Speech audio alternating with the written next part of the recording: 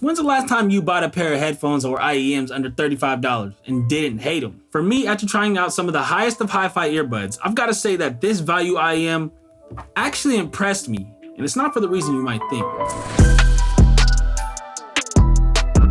How's it going? My name is Zeke of Zeke Digital, and today I'm taking a look at the EPZ Q1 Pro in-ear monitor buds. They're a quality IEM right under $35, and this isn't your everyday average pair of earbuds. Okay, we know that much, but how good are they?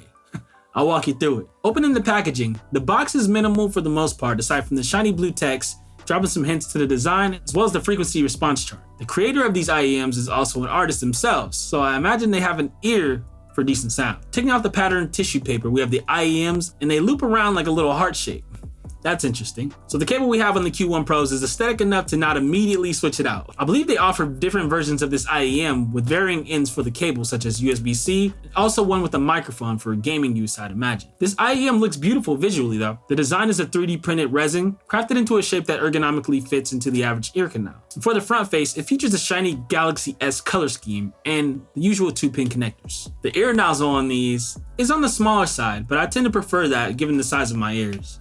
Internally, I'm not extremely familiar with what they've included in terms of the drivers, but they mention it features a PU+LCP liquid crystal diaphragm and double cavity magnetic circuit to improve the dynamic range. Also, you get a nice little carry pouch with some ear tips that aren't the worst quality, but I have some of their upgraded ear tips that are solid, man, and they're sold separately. I definitely prefer the quality on those if I had to choose.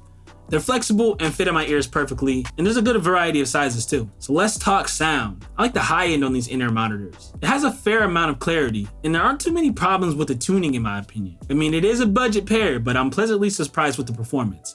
The stereo image is just wide enough to experience some separation between the two channels, but I wouldn't go as far as to say that they're 3D or anything like that. This is an extremely affordable set, and there's certainly an upgrade for most earbuds around this price point, if you ask me. There's not a lot of deep sub bass, but there is a little bit of mid-bass presence. It doesn't leave you wanting too much more, especially for everyday use. So for those wondering about using these in a gaming situation, I think you'll be in great shape. If you're a professional esports player, you'll likely want to spend a little bit more though to find something that has a massive amount of depth and some pinpoint wideness in that stereo field, so you can kind of figure out exactly where your opponents are creeping up on you from. But that's only for the most die-hard FPS gamers. So why does this pair of IEMs impress me, and what's so special about it, huh? I'd say that there are some things that speak true to its price range, but where it shines for the price is in the design and the fact that it sounds very listenable. It's lacking in a little bit of resolution in relation to IEMs that are slightly more expensive, of course, but it just simply doesn't suck, bro.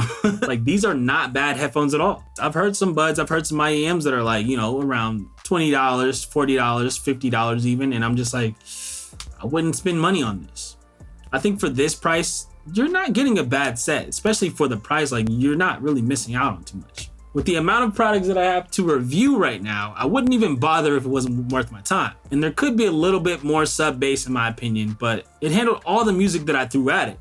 Even some rage music that I played on it, and that's sort of like a torture test due to the non-stop distorted 808s. And there's an impressive amount of noise cancellation due to the snug fit of the ear tips. These are a very balanced budget IEM. I don't think you'll regret spending $32 at all. If you want to grab a set, I'll make sure to drop the link down in the description below. And I also have more audio product reviews and mechanical keyboard coverage on this channel too, so hit that subscribe button if you're into that and want to stay in touch with the latest updates. Thanks for sticking around to watch the video. Hopefully I helped you out in some form or way. If you enjoyed it, please be sure to hit the like button and let YouTube know what's up. Anywho, stay blessed, and I'll catch you guys on the next video. Peace.